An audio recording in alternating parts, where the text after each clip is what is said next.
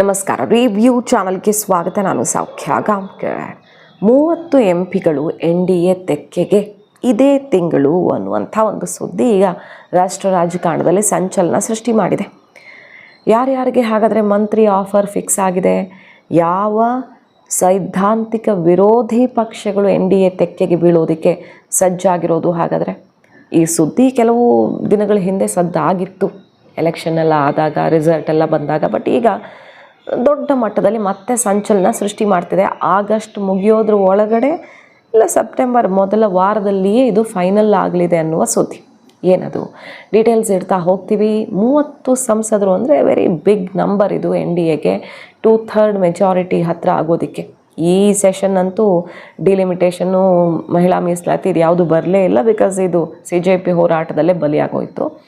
But next ಅಧಿವೇಶನದ ಅಷ್ಟೊತ್ತಿಗೆ FCRAನು joint parliamentary ಕಮಿಟಿಯಿಂದ ಬರಬೇಕು ರಿಪೋರ್ಟು, ಮತ್ತು ಇದೆಲ್ಲ ಡಿಲಿಮಿಟೇಷನ್ನು ಅತ್ಯಂತ ಮಹತ್ವಾಕಾಂಕ್ಷೆ ಬಿಲ್ಗಳೆಲ್ಲ ಬರ್ತವೆ. ಅಷ್ಟೊತ್ತಿಗೆ, ಮುಂದಿನ ಅಧಿವೇಶನದ ಅಷ್ಟೊತ್ತಿಗೆ ರಾಷ್ಟ್ರ ರಾಜಕಾರಣದಲ್ಲೊಂದು ಊಹಿಸದ ಬದಲಾವಣೆ ಅಂತ ಹೇಳಲಾಗ್ತಿರೋದು. ಯಾರು ಬರ್ತಾರೆ, ಏನು ಕಥೆ, ಡೀಟೇಲ್ಸ್ ಇಡ್ತಾ ಹೋಗ್ತೀವಿ. ಮಿಸ್ ಮಾಡಿದ್ರೆ ನಮ್ಮ ಚಾನಲ್ನ ಸಬ್ಸ್ಕ್ರೈಬ್ ಮಾಡಿ, ನಿಮ್ಮ ಅಭಿಪ್ರಾಯ ಕಮೆಂಟ್ ಮಾಡಿ ತಿಳಿಸಿ. ವೀಕ್ಷಕರೇ, ಶರದ್ ಪವಾರ್ ಮತ್ತು DMK ಸ್ಟಾಲಿನ್ ಇಬ್ಬರು ಸುತ್ತಲೂ ಚರ್ಚೆ ನಡೆದಿದೆ. ಹಿಂದೆಯೇ ಹೊಸದಾಗಿ ಈಗ ಬಂದಿರೋ ಸುದ್ದಿ ಅಂತ ಹೇಳೋಕ್ಕಾಗಲ್ಲ.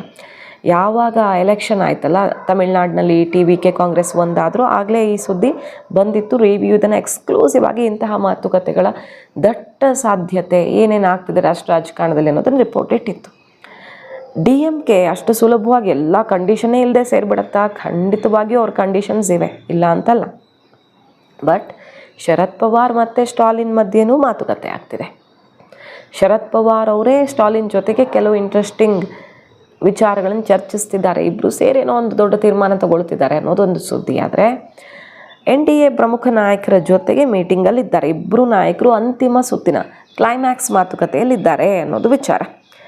ಸೊ ಸೈದ್ಧಾಂತಿಕ ವಿರೋಧಿಗಳು, ಡಿಲಿಮಿಟೇಷನ್ನ ಅತ್ಯಂತ ಕಟುವಾಗಿ ವಿರೋಧಿಸಿದವರು ಸ್ಟಾಲಿನ್ ಅವರೇ ಈಗ ಆ ಬಿಲ್ಗೆ ನೆರವಾಗ್ತಾರಾ? ತಮಿಳುನಾಡು ವಿಧಾನಸಭಾ ಫಲಿತಾಂಶದ ಬಳಿಕ, ವಿಜಯ್ ಅವರ ಸರ್ಕಾರದ ಭಾಗವಾಗಿ ಕಾಂಗ್ರೆಸ್ ನಿಲುವನ್ನು ತಾಳಿದ ಬಳಿಕ BJP ಜೊತೆಗೆ DMK ಸ್ವಲ್ಪ ಹತ್ತಿರ ಅಂತೂ ಆಯಿತು. ಬಿಕಾಸ್ ಅವ್ರಿಗೊಂದು ಬಲ ಬೇಕು, ಫಂಡ್ ಬೇಕು, ಎಲ್ಲ ಇರುತ್ತಲ್ಲ ರಾಜಕೀಯ ಅಸ್ತಿತ್ವಕ್ಕಾಗಿ. ಸೊ ಶರದ್ ಪವಾರ್ ಮತ್ತು ಪ್ರಧಾನಿ ಮೋದಿ ಅವರ ಸಂಬಂಧ ಅಂತೂ ತುಂಬ ಚೆನ್ನಾಗಿದೆ. ಈಗ ಆ ಮಾತುಕತೆ, ಅಜಿತ್ ಪವಾರು ಮತ್ತು ಶರದ್ ಪವಾರ್ ಒಂದಾಗೋದು ಫಸ್ಟು. ಅಜಿತ್ ಪವಾರ್ ಬಣ, ಅಜಿತ್ ಪವಾರ್ ಅವರಿಲ್ಲ ಈಗ, ಅವ್ರ ಬಣ ಮತ್ತು ಶರದ್ ಪವಾರ್ ಬಣ ಫಸ್ಟು ಒಂದಾಗೋದು ಆಲ್ಮೋಸ್ಟ್ ಖಚಿತ ಅಂತ ಹೇಳಲಾಗ್ತಿದೆ. ಸೊ ಈಗ ಸುಪ್ರಿಯಾ ಸುಳೆ ಅವ್ರ ಜೊತೆಗೇನೆ ಮಾತುಕತೆ ಆಗ್ತಿದೆ. ಮೊನ್ನೆ ಎಲ್ಲ ಸುಪ್ರಿಯಾ ಸುಳೆ ಅವರ ಫ್ಯಾಮಿಲಿ ಫಂಕ್ಷನ್, ಮದುವೆ ಟೈಮಲ್ಲಿ ಚರ್ಚೆ ಆಯಿತು. ಏನು BJP ಸಂಬಂಧ ಬೆಳೆಸಿದಿರಲ್ಲ ನೀವು, BJP ಬ್ಯಾಕ್ಗ್ರೌಂಡ್, RSS ಬ್ಯಾಕ್ಗ್ರೌಂಡ್ ಅವ್ರ ಜೊತೆಗೆ ಸಂಬಂಧ ಆಗಿದೆ, ಏನಿದ್ರ ಔಚಿತ್ಯ, ಇದರಲ್ಲಿ ರಾಜಕೀಯ ನಡೆನೂ ಕೂಡ ಅಡಗಿದೆಯಾ ನಿಮ್ಮದು, ಮುಂದೆ ಆ ಕಡೆ ಹೋಗ್ತೀರಾ ಅನ್ನೋ ಪ್ರಶ್ನೆಗಳೆಲ್ಲ ಬಂದವು. ಬಟ್ ಅದಕ್ಕೂ ಇದಕ್ಕೂ ಏನು ಸಂಬಂಧ ಇಲ್ಲ, ಅವರು ಇಷ್ಟಪಟ್ಟು ಮದುವೆ ಹಾಕ್ಕೊಂಡಿದ್ದಾರೆ, ನಾವೇನು ಮಾಡೋಕ್ಕಾಗತ್ತೆ ಅಂತ ಅವ್ರು ಆನ್ಸರ್ ಮಾಡಿದ್ರು. ಬಟ್ ಈಗ ಸುಪ್ರಿಯಾ ಸುಳೆ ಅವರ ರಾಜಕೀಯ ಜೀವನದಲ್ಲೂ ದೊಡ್ಡ ಪರಿವರ್ತನೆ ಆಗೋ ಥರ ಕಾಣಿಸ್ತಾ ಇದೆ. ಮೂಲಗಳ ಪ್ರಕಾರ 1 ಸಚಿವ ಸ್ಥಾನ NCPಗೆ ಹೋಗುತ್ತೆ, 2 ಸಚಿವ ಸ್ಥಾನ DMKಗೆ ಹೋಗುತ್ತೆ ಅಂತ ಹೇಳಲಾಗ್ತಿರೋದು. ಈಗ NCPಯಿಂದ ಸುಪ್ರಿಯಾ ಸುಳೆ ಅವ್ರಿಗೆ ಮಿನಿಸ್ಟ್ರಿ ಮಾಡೋದು ಒಂದು ಒಳ್ಳೆ ಖಾತೆ. ಮತ್ತು ಕನಿಮೋಳಿ, ಸ್ಟಾಲಿನ್ ಸಹೋದರಿ ಕನಿಮೋಳಿ ಅವ್ರಿಗೆ ಸಂಪುಟದಲ್ಲಿ ಸ್ಥಾನಮಾನ ಕೊಡೋದು ಅಂತ ಹೇಳಲಾಗ್ತಿರೋದು. ಬಟ್ NCP ಕೂಡ ಈಗ 2 ಮಿನಿಸ್ಟ್ರು ಕೊಡಿ ನಮಗೆ ಅಂತ ಕೇಳ್ತಿದ್ದಾರೆ. ಅವ್ರಿಗೆ 9 ಇದೆ ನಂಬರ್, ದೊಡ್ಡ ನಂಬರೇ ಅಲ್ವಾ. 8 ಲೋಕಸಭೆಯಲ್ಲಿ, 1 ರಾಜ್ಯಸಭೆಯಲ್ಲಿ, ಅದು ಇಂಪಾರ್ಟೆಂಟ್ ಆಗುತ್ತೆ. ಸೊ 2 ಕೊಡಿ ಸಚಿವ ಸ್ಥಾನ ಅಂತ ಪಟ್ಟು ಹಿಡಿದಿದ್ದಾರೆ. ಕ್ಲೈಮ್ಯಾಕ್ಸಿಗೆ ಬರಬೇಕು ಇದು ಅನ್ನೋದು ವಿಚಾರ.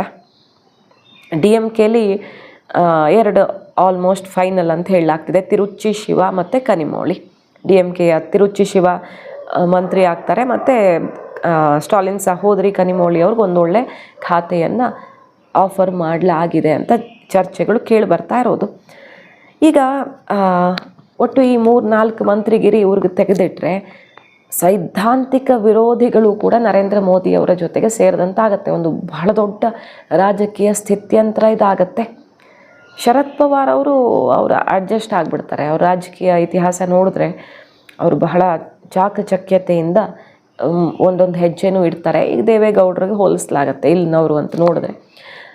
ಸೊ NCP ಹಾಗಂತ ಅಷ್ಟು ಸುಲಭವಾಗಿ ಅವ್ರು ಹೋಗಿಬಿಡ್ತಾರೆ ಅಂತಲ್ಲ, ಅವ್ರು ಎನಿ ಟೈಮ್ ಟ್ವಿಸ್ಟ್ ಕೊಡೋದ್ರಲ್ಲಿ ಹೆಸರುವಾಸಿ.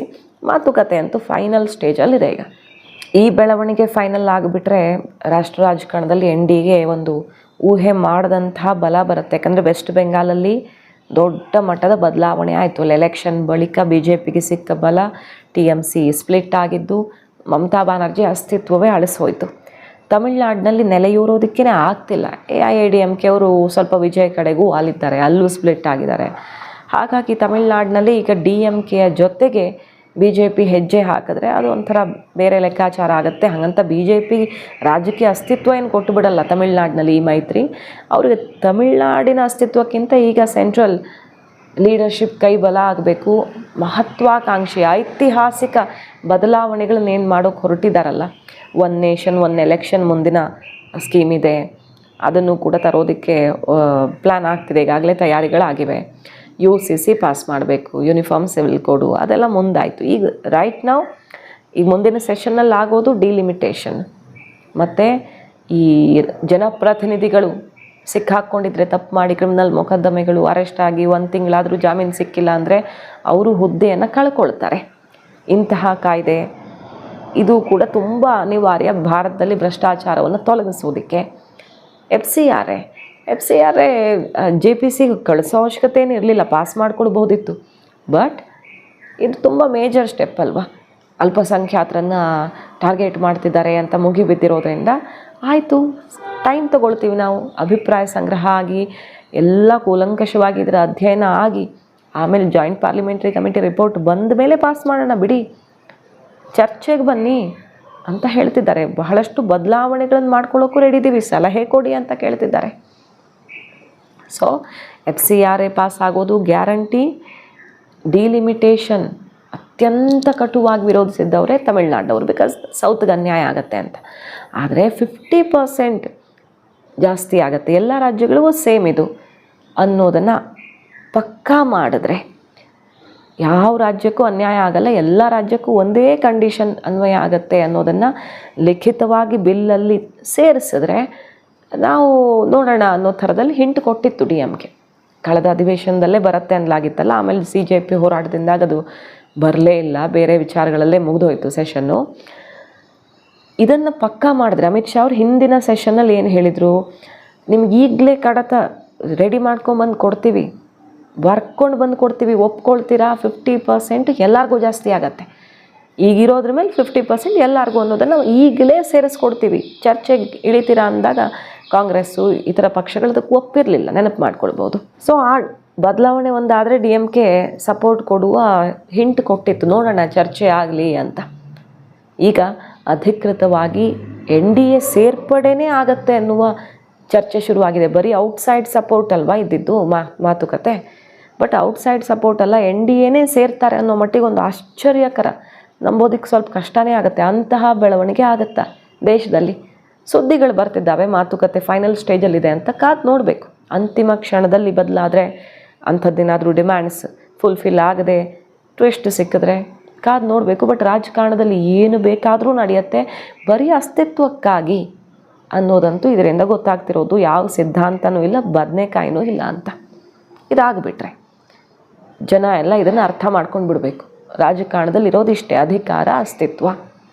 ಮಾಹಿತಿ ಇಷ್ಟ ಆಗಿದ್ರೆ ಮಿಸ್ ಮಾಡದೆ ನಮ್ಮ ಚಾನಲ್ನ ಸಬ್ಸ್ಕ್ರೈಬ್ ಮಾಡಿ, ನಿಮ್ಮ ಅಭಿಪ್ರಾಯ ಕಮೆಂಟ್ ಮಾಡಿ ತಿಳಿಸಿ. Thank you.